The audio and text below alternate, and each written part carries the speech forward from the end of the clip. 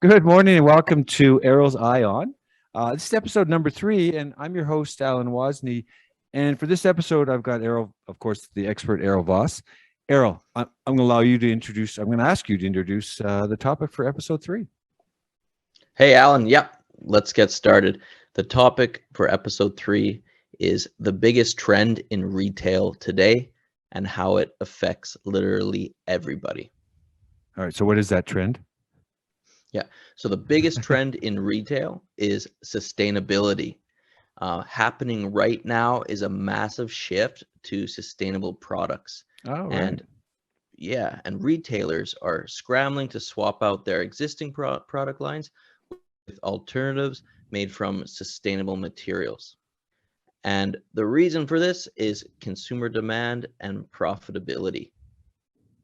So let's go. I mean, let's unpack that a little bit because there was a call. There was a either on BBC or some Euronews. It was like a feature on H&M. I don't know if you're familiar with H&M, but it's the big European clothing chain, and they literally had a bin inside one of the retail shops where people could deposit their old jeans or whatever. So, are we talking that level?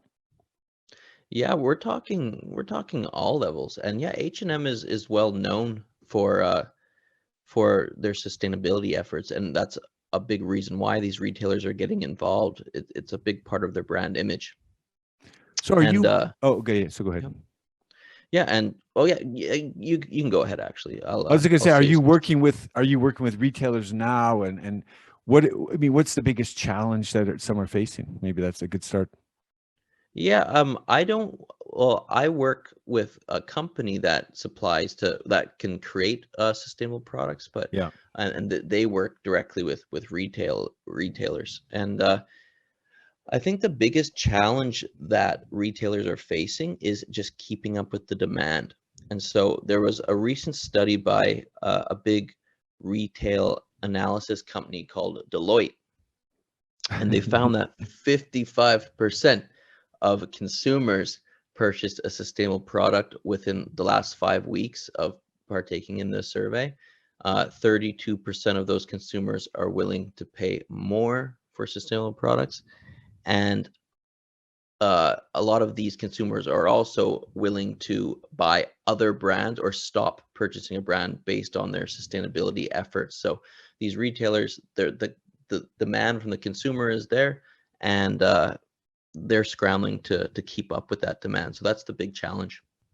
So ironically, it's no surprise. I had probably a year and a half ago, I had on my podcast the folks here, they're in Calgary, called Arbor, and you think of the tree, but it's about sustainability too. They've created an app, or they've created their platform is based on monitoring I guess the people you do business with. So they're giving them scores, or I don't know the details, and maybe you want to look that up yourself. But Alex Todorovic was the founder, CEO, and literally the boys who are on, there's 4 of them, the 4 co-founders, but they're just out there. They want a hackathon, and they came up with this, exactly what you to your point, like they just wanted to create some which is consistent with them, what they do in terms of how they feel about the environment. So that gives grades or points or whatever it is to retailers.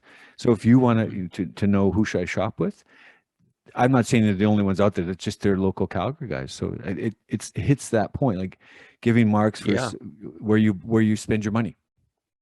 Exactly right, and that's a really good point, because consumers are almost doing that by themselves now. They're whoever has the sustainable products, whoever is ethical and geared towards sustainability are the brands and the stores that consumers want to do business with. So so the challenge for them is to keep up with the demand. Is it a trend? Because I'm going back, there was days when it was don't eat the starfish tuna, because it was because they captured dolphins in their net. So is it just some kind of a fad? How do you? To me, I'm not saying it is a fad. I'm saying, is it just a fad, and eventually consumers will realize it's either too expensive or not sustainable they can't find those products. How do you respond to that? Yeah, well, I did call it just a trend, but I'd say it's moved far past that. And a big reason why it's not just a trend is that it's shown long-term profitability. And whenever there's money involved, I mean, the Yeah. retailers will be there, right? So Sure. sustainable products in last year sold 7 times faster than their non-sustainable counterparts, and even at higher prices. So this increase in velocity combined with consumer willingness to pay higher prices for sustainable products is just something they can't ignore. And even if you look at the big retailer, look at the corporations themselves, I'd say the good majority have sustainability managers who their job is to transform the company or take it into the new sustainable age. So they're creating these long-term positions. So I wouldn't, I called it a trend, but I would say it's moved past that. It's something that's here to stay. Well, and I say that in, you know, in terms of the trends that they kind of go away, and I don't mean the tuna thing Yeah. comes to mind because it's probably still out there. It's just less prevalent because if you know, you're not seeing it back then, it was on regular media. Today it's on social media. So let's talk about things in terms of the cost, because okay, so they have to change their product development, the retailer. How do they Yeah. absorb those costs, those additional costs in today's? I mean, you probably have other issues with supply chain and so forth, but how do they absorb those costs? Yeah, that's one of the difficulties that that arises. Sustainable materials can be more costly. Yeah.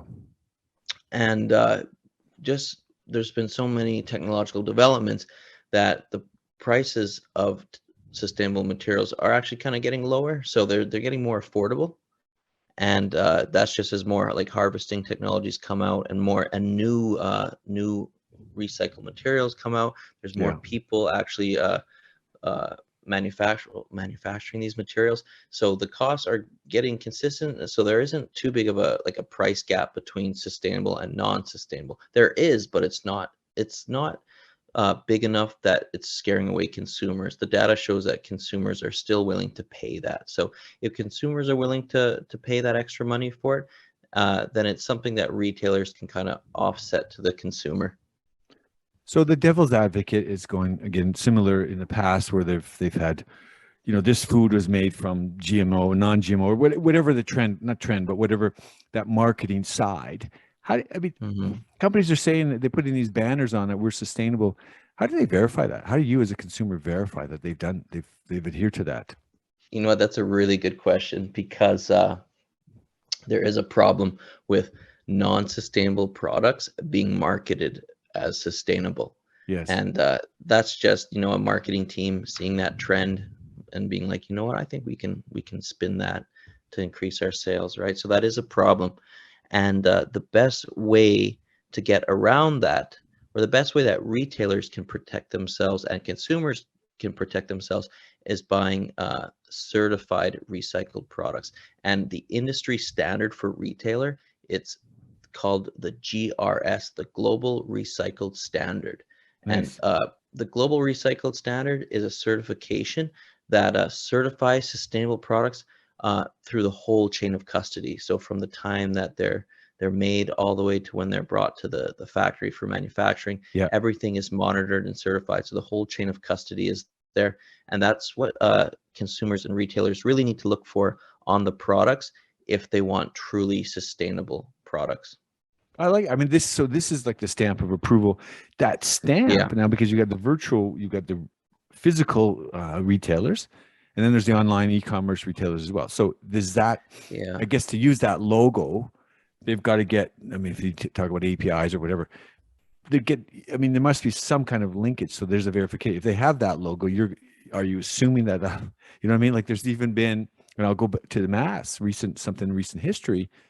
I watched a quick video where it said they went and tested. It was I don't know, it was a BBC, Calgary, or CBC, and they literally went and tested people putting those logos on virtual. They weren't real. They weren't authenticated, like into the N95 Yeah. mask or whatever it was. So, have you come across that? I get that in theory, but here's the GRS logo. How do people verify? I don't want to belabor this too much, Errol, but I think there's also that out there where people just tag that in and they copy and paste it onto their website. Yeah. I mean, there's always the possibility of that.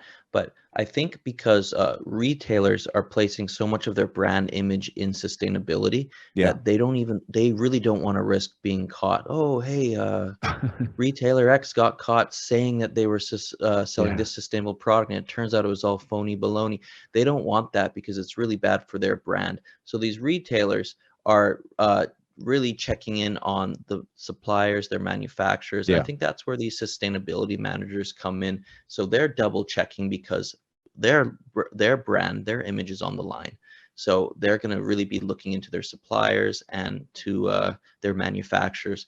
In terms of just slapping a logo on a product, I mean, you can never say that it can't happen, but I think to get through the retail gates, you can't really do that. But a point you did bring up was online retail, and with online, you never really know.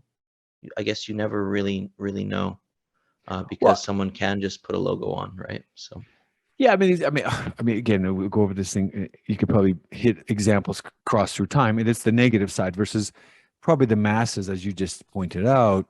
It could hurt their sales or their reputation or whatever it is, whether it's physical retail or online or a hybrid of two. So, I mean, but let's talk about, okay. So you've got supply chain covered.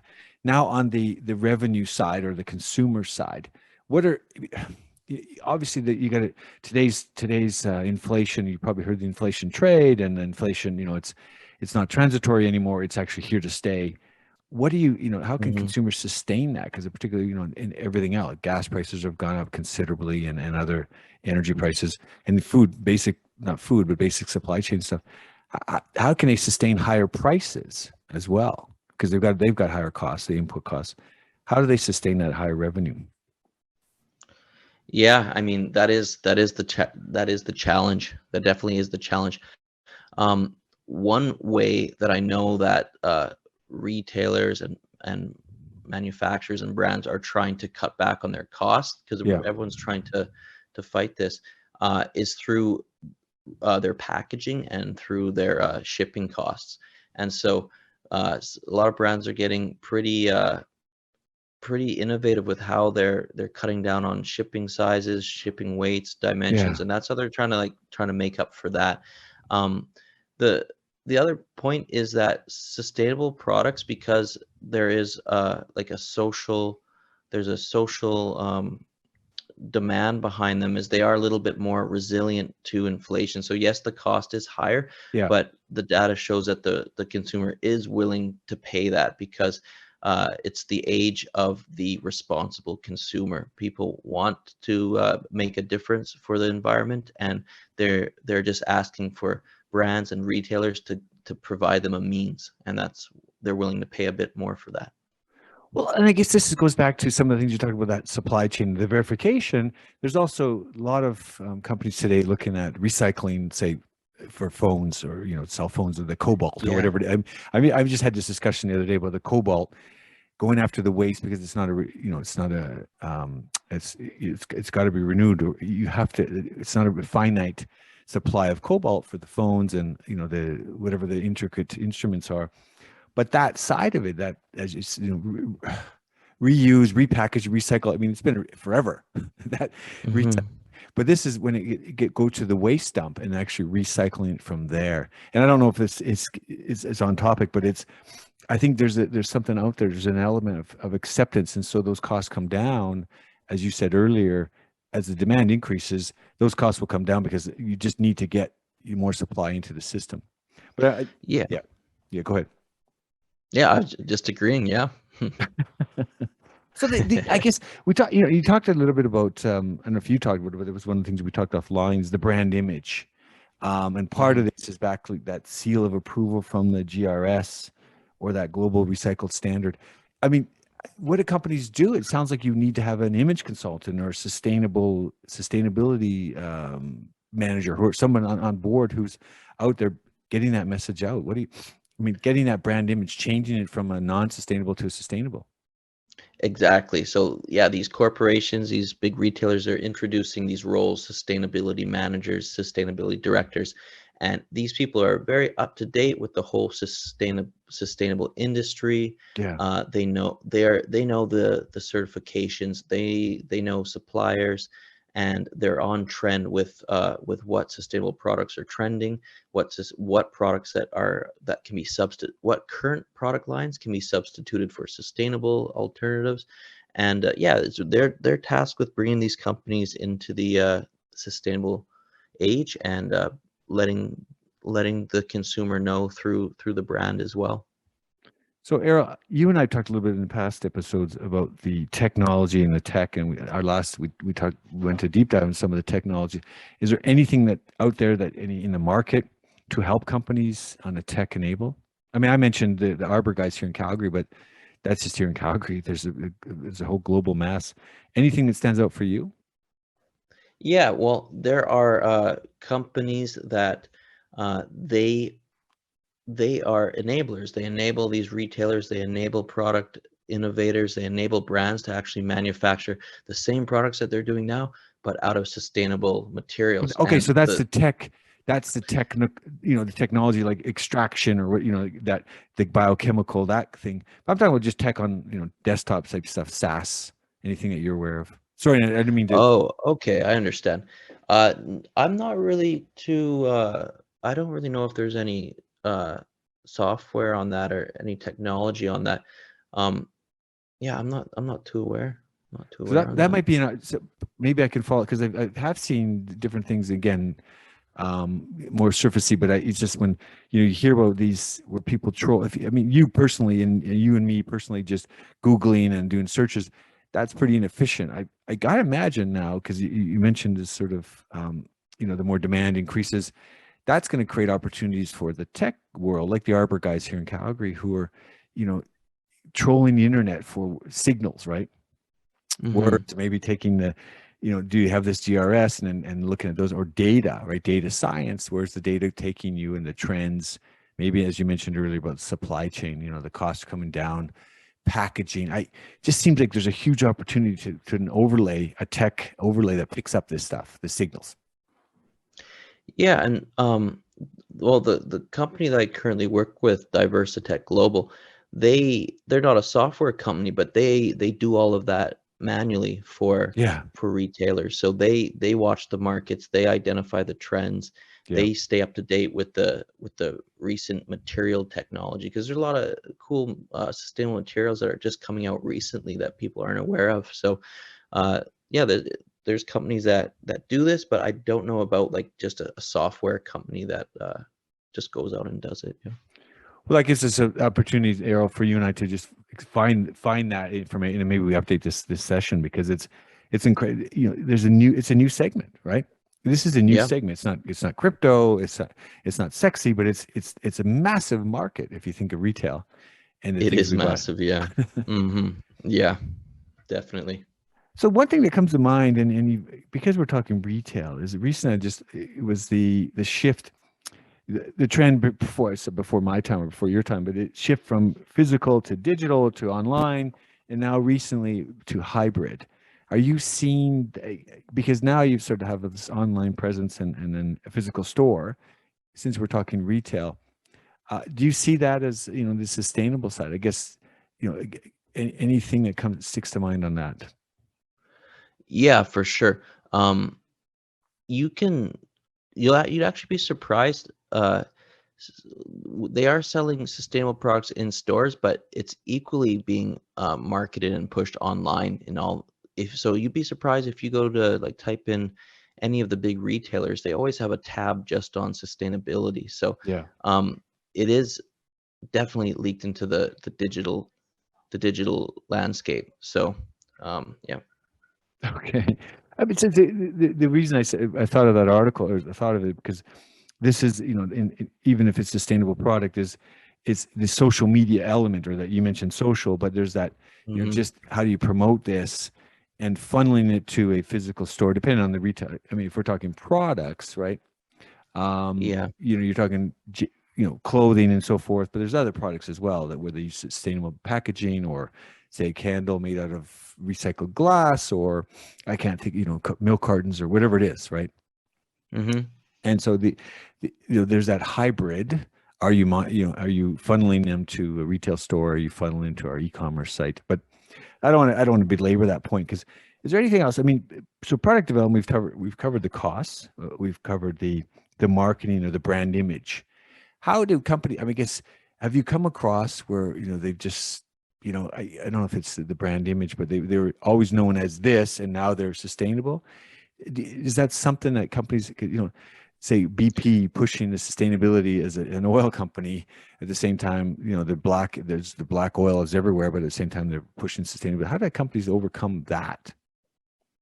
Well, I mean, I don't know how an oil company could do it, but you could be a retailer, or you could be a brand or a store who has like no ties to sustainability, and doing something as simple as just introducing new lines, sustainable lines if you're a retailer, or if you are a brand, if you just start manufacturing your same product out of just sustainable materials. Yeah. I mean, it's easy to make the change as long as you're linked up with the right company that can help you facilitate that. And like I mentioned before, Diversitech Global, it's a Pan-Asian company that facilitates this type of stuff exactly for brands and for retailers looking to make, okay, we have this product that we've always had. We want the same thing. We just want to make it out of sustainable material. And that's what companies like Diversitech Global can help, Oh, okay. Help them do. Yeah. Because it comes to mind. I mean, there's a lot of companies in the last few years where I've had on my podcast or just discussions with, we're going to give X% to social, some kind of a cause. And so that's not really a sustainable company, versus having it embedded in their very fabric. So, Yeah. I don't know if you're seeing that as a trend. Yeah, we're going to give away to, what I mean, is that, because that's really just not, it's not being sustainable, but you're putting that logo on, or not logo, but the moniker that we're socially responsible.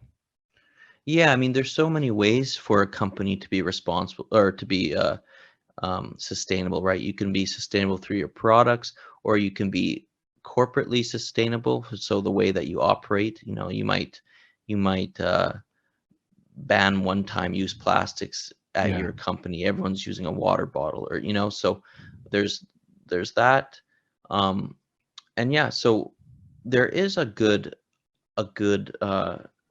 corporate body called 1% for the Planet. It was actually started by by the CEO of Patagonia, which is a clothing company. Yeah. Yeah. And so 1% for the Planet helps corporations have a sustainable corporate culture. And what you do is you donate 1% of your profit to sustainable organizations. So there's all sorts of organizations, and 1% for the Planet orchestrates all of this. They facilitate it all. And so yeah, you pay 1% of your profits, and or you can pay through your time. So maybe you and your company goes out and you pick up pop cans on the shoreline for an hour. That goes towards your time as well. So this is a good example of a governing body that's trying to increase corporate behavior to be more sustainable. Well, it's interesting, because when I go back, and I would bring this back again, the days of recycling, there was always a bin in the office. And so this has taken it to the next level. And I guess that's taking even volunteer work for the next level. So the staff as a corporate, they could actually use their image, if they've subscribed to the 1% for the Planet. That could be a branding, or getting out there, I guess, promoting 100%. In the here's our staff doing clean up the beaches. I mean, you come from Lethbridge, Alberta, where the 4-H club was a real thing when I was. They'd be on the highway, right? They'd be on the highway, clean up the highway. The 4-Hers. Yeah. I don't know if you were part of that. I wasn't. I just know about it. You know what I mean? I grew up on an acreage, so I lived near the 4-Hers, but I wasn't a part of it. but literally, it's taking it from just cleaning up the highways to the beaches. But it's the corporate citizen bringing it from the recycling bin in your yard, or doing the little work you do to scale. That's scale, right? Because it's a non-scalable activity, and you scale. You bring masses of people. I love that. I'd never heard of that. So this is something very useful. It's powerful. Yeah, very powerful. But that's the thing, right? Like the trends has gone from just the recycling the plastic and the paper to, the tens of the number of things in your own household, but in the office. You mentioned earlier about the, how people can, going from one-use water bottle. I remember the day there was an article about paper clips. We're not going to buy any more paper clips. I can't remember the company. It was a major company, right? We're not going to buy any more paper clips. So the people in the office, it was like where can we get paper clips? Like anytime, you went to the bank and then they give you the check, and with a paper clip, they would literally, the staff were on a mission. This article it was a while ago, right? It was probably a long time, because who uses paper clips anymore? But it was like, it just stuck with me. So, to make it a competition, you take away something and you figure out how can they do without it with something, alternatives, right? What you've just described with the one, the 1% for the planet, right? Come up with these things. That could be a real trend. And again, if you're in a corporate world, you got 200-300 employees or whatever it is, but your clients, right? Yeah. Putting that to your clients, if you Diversitech and you guys getting that to your clients, I mean, you can have a real impact. Anyway, I think it's fun to reminisce on some of this stuff. It is, yeah, for sure. Yeah. So, I mean, for you, Errol, and the companies you work with, is there anything, do you have an example you want to say where, I mean, you've talked about 1% for the planet and the Global Recycle Center. Is there any examples you want to share, or maybe without naming names, anything confidential, but just general? Well, I think something that would be useful to share would be maybe materials that these people can manufacture out of, because if any of your listeners are a brand or a brand owner, or if they're a product innovator, let's say they invent products, or if you have some retail execs listening, they probably want to know, okay, so I understand that sustainable is important. Well, what can we manufacture out of?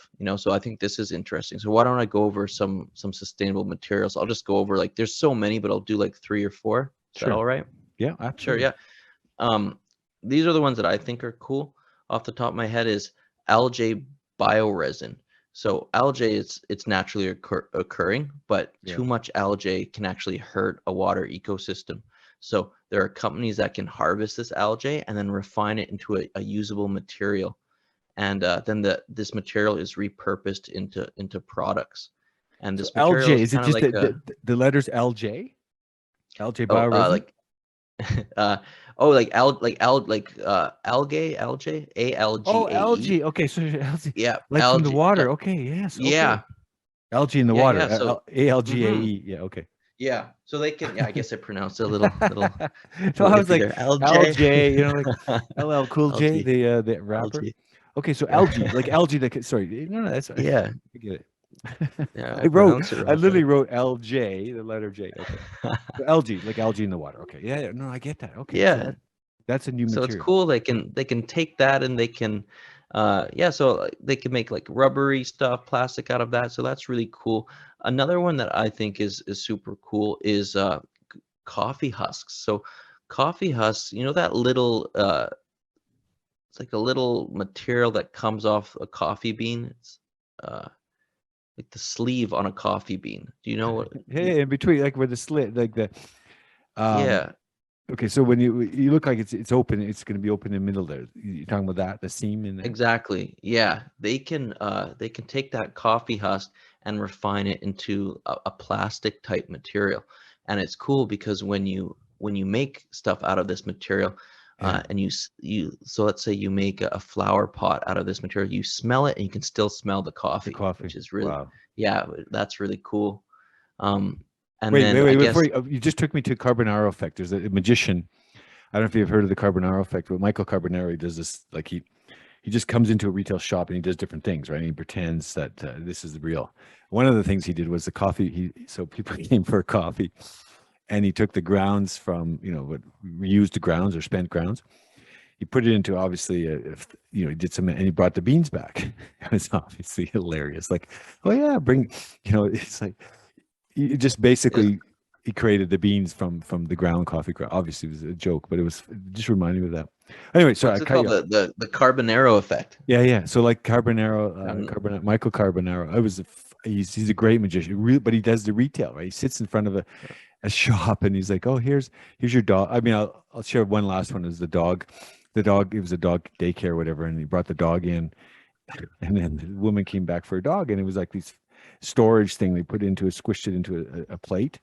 And it was here's your dog, right? The color was the color of the dog. She's like, what? Yeah, and then it's just a new thing. We keep the dog because we have the limited space, right? Anyway, okay. All right. Well, I wrote that down. I'm going to look that up afterwards. Okay, so but back to your bioresin. So you said the algae bioresins, you can make plastic, kind of a plasticky alternative for that. Like in Yeah, like I've seen hand tools, and the rubbery part, the rubber grip, was made out of algae I should say, algae bioresin. Yeah. Yeah. And I thought that was super cool because yeah, just something that's naturally occurring, but too much of it can be damaging. We're able to take that and help the ecosystem and make some cool products. So out of Edmonton, Jonathan Liu, I can't remember, his company was AgroSystems, and he literally was making these little chia pet type of in farming in his house. Like it looked like a chia pet when he showed it. You might not know what a chia pet is, but basically back in the 70s, 80s, used to put chia seeds into like some kind of a pottery with holes all over, and then of course it would come out. It looked like hair. It was like I know these. Yeah. So it was a chia pet, right? It was like this trend. Yeah. But so Jonathan was doing in his dorm at University of Alberta. He was creating these products, seeds or whatever. But the pot that he grew this in, so in vertical farming type thing at home, the pot was made out of corn husk, some kind of a corn husk resin. Like it was like plastic, and it was a 3D printed, and it was like, whoa. And it's like literally like plastic, as hard as plastic, right? But made from corn, methanol, whatever the materials, right? So really cool. Yeah.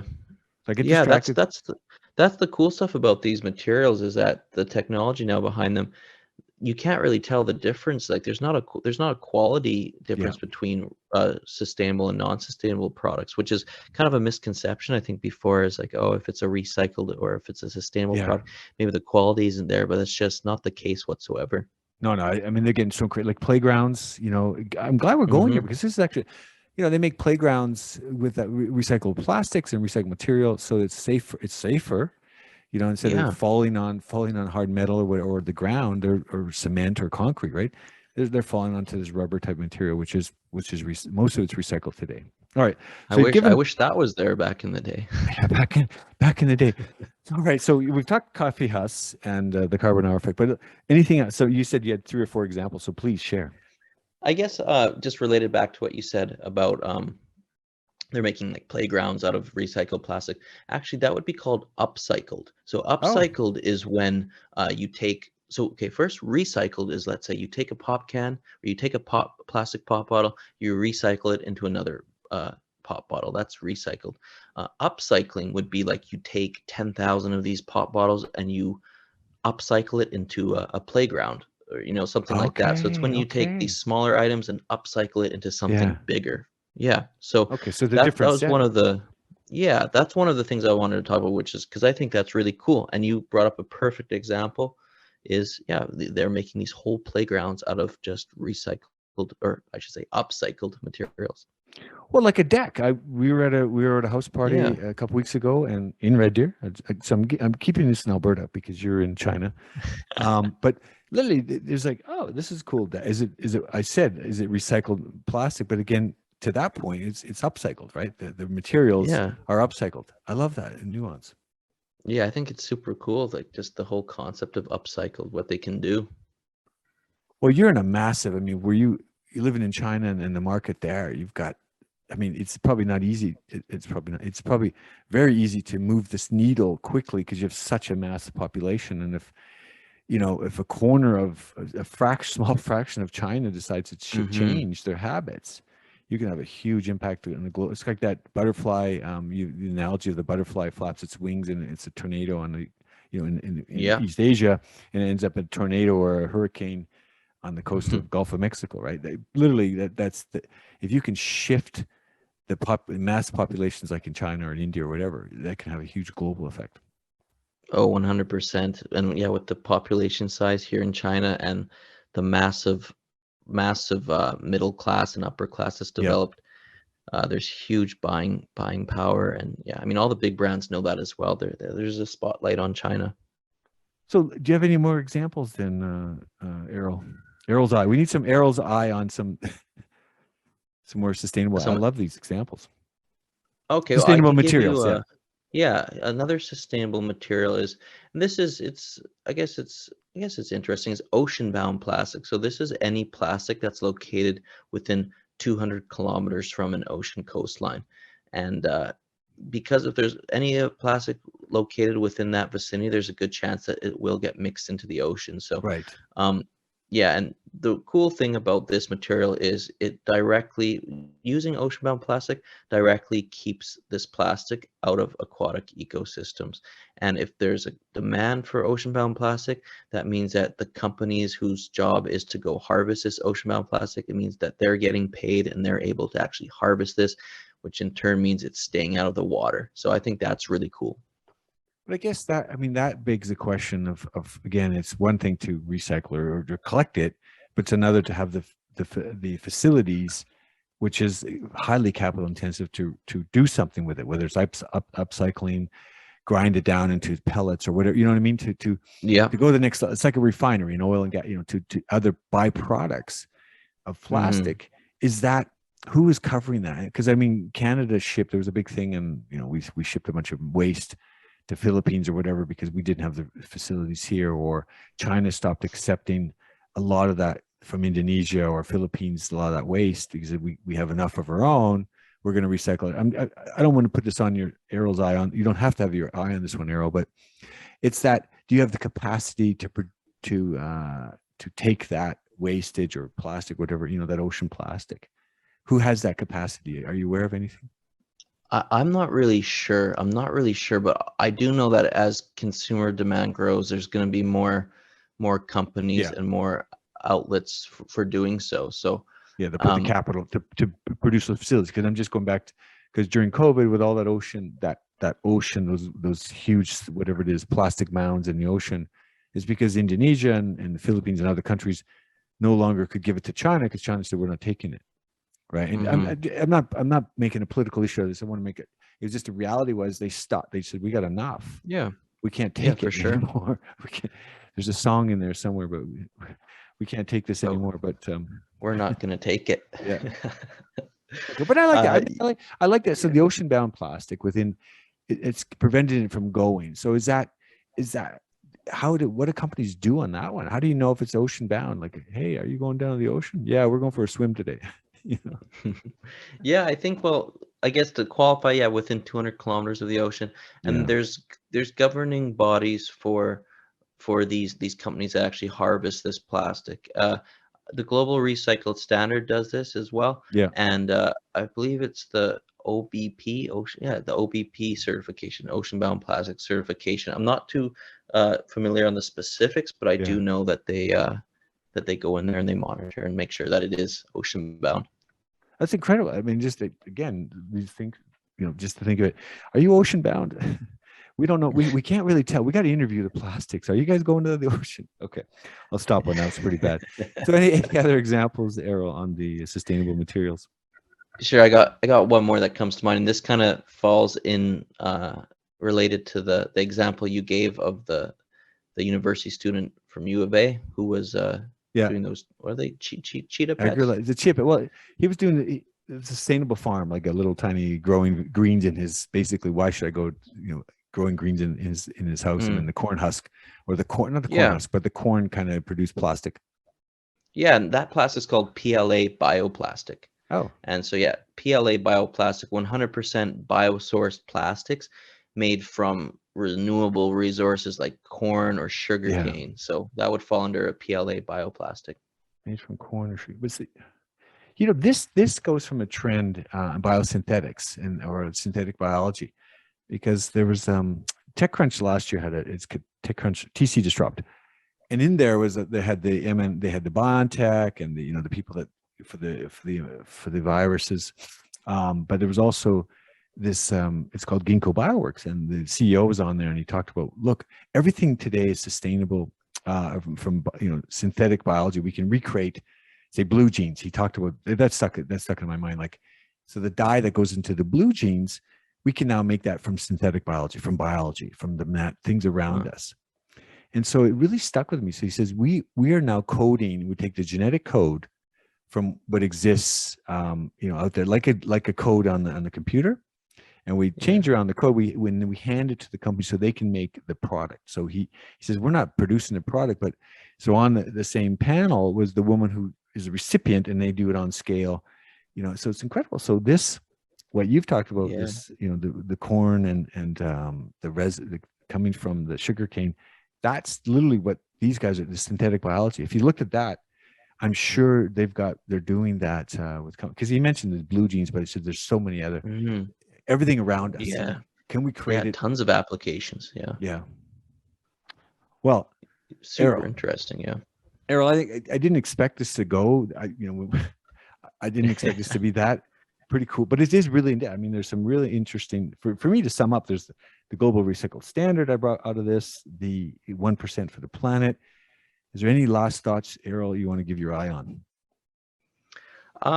Well, I guess my last thought is the way I am, I always like a clear route to action, right? So if any of your listeners are listening to this and they want to either educate themselves on sustainability, or they want to get their brand, their product, or if they're a retailer store involved in sustainability, what they can do, they can go to my website, errolvas.com, and they can just send me a message through there. And what I will do is connect them with a company called, mentioned before, Diverse Tech Global. And I think just getting linked up with that company will really answer any questions and put anyone on the path towards sustainability and a sustainable future. Well, it sounds like a lot of this is around education, right? We didn't talk about that, but it sounds like educating people on changing. Yeah. I mean, part of that it's education, it's changing habits, and just more, and then reinforcing that, right? I mean, it took a generation or 2 generations to get people to recycle, plastic, and that training and that habit and all that. So it sounds like a lot of what you're talking about, Errol, is that education piece, having that discussion, that initial discussion with Diversitech or yourself or people like you, and then, but embedding that into the corporate or either personal or individual corporate lives. Exactly. That's exactly it. Embedding it in all levels, corporate, personal, lifestyle. Yeah. So we're going to use the paperclip analogy. Take that paperclip and think about all the other uses in the office. I mean, for the 2 listeners out there, but this isn't, Errol, I think this is a springboard to the next topic. Do you have that on the radar, or should we wait? Keep the listeners. Do I have something for the next? The next topic that I was thinking about is completely unrelated, but maybe we could dive deeper in this if we come up with something. All right. Well, that's good. Errol, thanks so much for getting your eye on. I mean, it's really it's sustainability in the retail world, but I think it's much wider than that. The retailers are doing it, but it's manufacturing, it's the corporate day-to-day lives. So there's a lot to unpack from this episode. Thank you, Errol, for your eye today. Alrighty, thanks a lot, Alan. Looking forward to the next one. All right, have a great day. Cheers. You too. Bye-bye.